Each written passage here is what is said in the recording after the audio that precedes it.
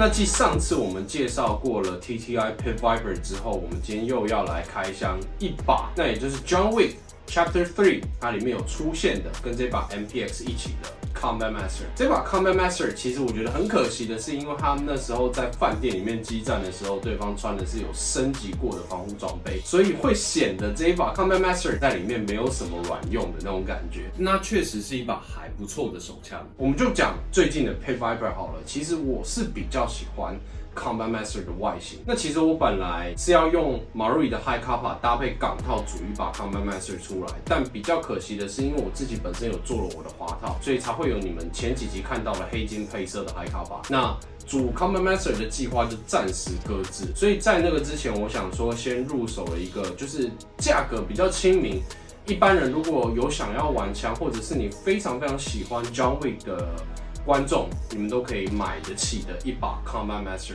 我们今天就来分享。那这把枪呢，就是由 EMG 授权 WE 跟 AW 他们所推出的 TTI STI 2011 Combat Master。那我们就赶快的来跟大家分享一下这把枪。那同样的，我这边其实也开启了超级留言的功能。如果喜欢我的影片，也可以多使用超级感谢，你们的每一份支持对我来说都非常非常的重要。在这边先谢谢大家。那我们就先进入开箱画面吧。好，那观众一样想看，我们也来介绍一下这把真出了蛮久的，我相信应该也是很多人喜欢这一把2011 Combat Master。这把那时候出的时候轰动，真的非常非常轰动。那一样，这个是有 EMG 跟 Taran Tactical 的授权，这边跟之前介绍 Pit Viper 的差不多。你可以看到上面有写 EMG TTI 2011 Combat Master Standard 的版本。都差不多，先开下来给你们看一下。好，那盒子里面有附的呢，就是这把 Combat Master 2011，然后这里还有一个弹夹，然后授权书应该在下面，你看一下。那这个的授权卡一样是在下面。这一把枪跟之前 Pit Viper 有比较不一样的地方是，它有拿到额外2个 license。除了 EMG 之外，这边还有 Taran Tactical， 还有 STI， 然后我的编号是00259662，然后里面呢就是这个 Combat Master 2011了。这一把那时候刚出的时候其实蛮轰动的，比较可惜的是它的握把依然是模具，就不是这种手工制烧的样式。那发射的表现我觉得也是还蛮棒的。然后这边你们可以看到，一样是有颗2011，但这边一样是 EMG。中段的部分应该就是 STI 的授权，上半部的部分有 Taran 的刻字。我这个是 V1 的版本哦 ，V1 的版本跟 V2 差在哪？就是外管会不会固定而已，就代表说这边之后应该会有一些刮伤。正拳的部分也不一样，这边有一个 STI 的刻字，然后弹夹底板也是这种样式的。那内购的部分不用讲，它也是 WE 系统的，因为这个就是唯一他们代工的。我自己很喜欢这把 Combat Master。还原度的部分，我们到时候打完回来的时候，我会在工作室再跟你们分享一下。那我们就先到靶场来测试一下这把，给大家看吧。好，那我们现在到靶场来，我们就是来打一下这一把 Combat Master。那这一把枪其实推出了一阵子，那刚好我们前一阵子介绍了 Pit Viper， 所以我们有一些弹夹，不同长相弹夹可以来试试看。那这把枪的性能究竟表现如何，我们就一样在影片里面为大家介绍。那我们就赶快的先来打给大家看吧。好，那我们现在就来打一下这一把。我们先从原厂的弹夹来试给你们看一下。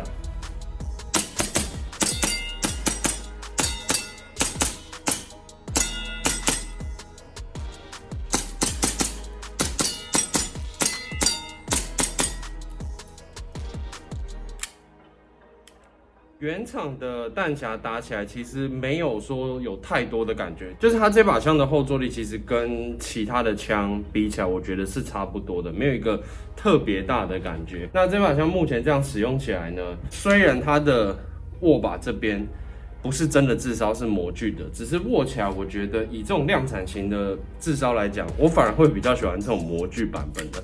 虽然指滑效果有限，但会比手工炙烧来的好握。我现在就是有一点，只要不是表哥弄的，我就觉得那个炙烧的握感真的就还好，就是都蛮刮手的。所以这个是目前这样子打起来的一个感觉。那我们接着会换 Marui 跟 Army 的弹夹来试一下给大家看。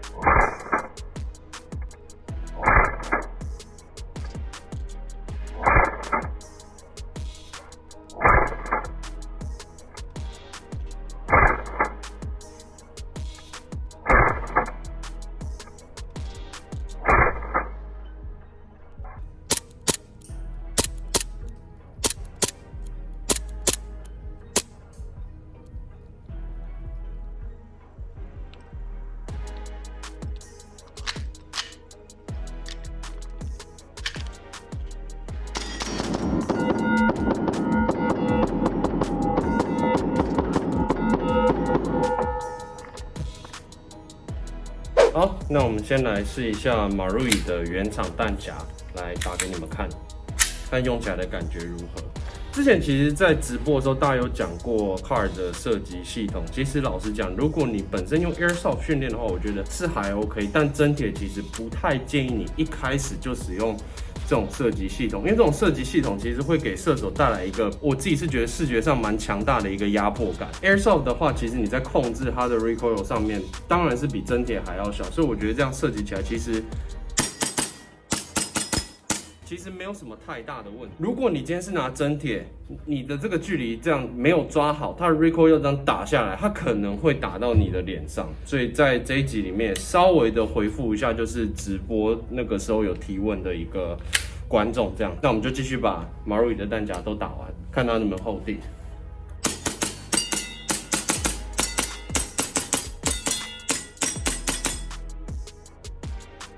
一样可以hold定。那 Marui 的弹夹，我觉得用起来的感觉其实也跟 AW 他们的是差不多的。那这个是它使用 Marui 弹夹的感觉。那接着我们再来换 Army 的弹夹来试一下。只是这样看起来不知道能不能装，因为它这个底板其实老实讲有一点点厚。这个是 Marui 原厂的底板啦，目前这样好像是卡不太住的。那我们现在先把这个底板拆掉来试一下好了。底板拆掉的话就 OK， 它这把 Combat Master 应该是要用那种薄底板，不然基本上应该是装不上去。那一样来试一下。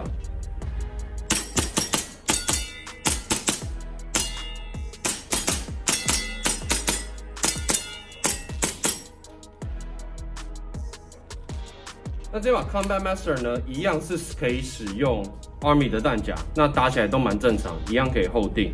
所以基本上我觉得他们家的东西，其实不管是 Army 啊、AW 还是 Marui 的枪，他们其实内构系统基本上都相近，弹夹是可以混着使用。只不过如果你要用的话，Marui 的原厂底板可能因为这个衬裙的关系，它会没有办法装在这一把 Combat Master 上面。那这是目前这一把枪使用的感觉。接着我们再到外面去来测一下这一把的击弹性，给大家看吧。好，那我们现在从5公尺的地方开始。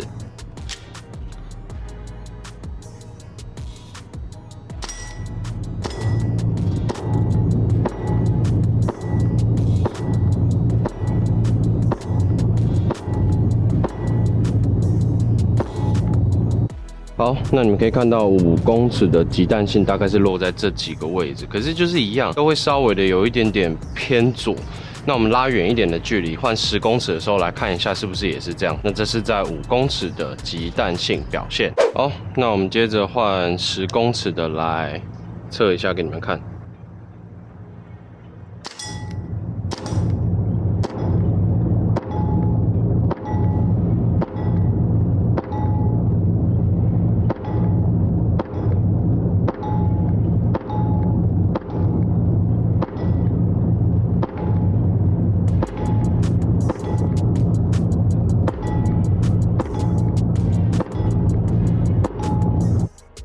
好，那10公尺的地方你们可以看到，大概的极淡性就是落在这几个位置，也没有到说特别偏左或偏右。那这是10公尺的极淡性表现。好，那我们现在换15公尺的来测一下给你们看。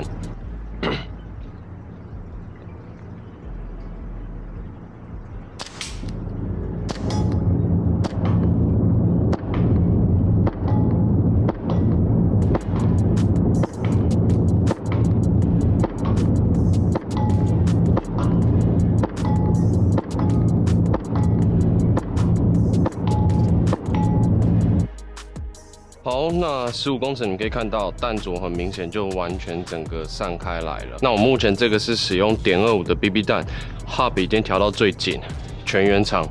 这个是在各个距离的极淡性表现。好，那我们现在来测一下初速，一样使用12公斤的瓦斯.25的 BB 弹，我们打10发。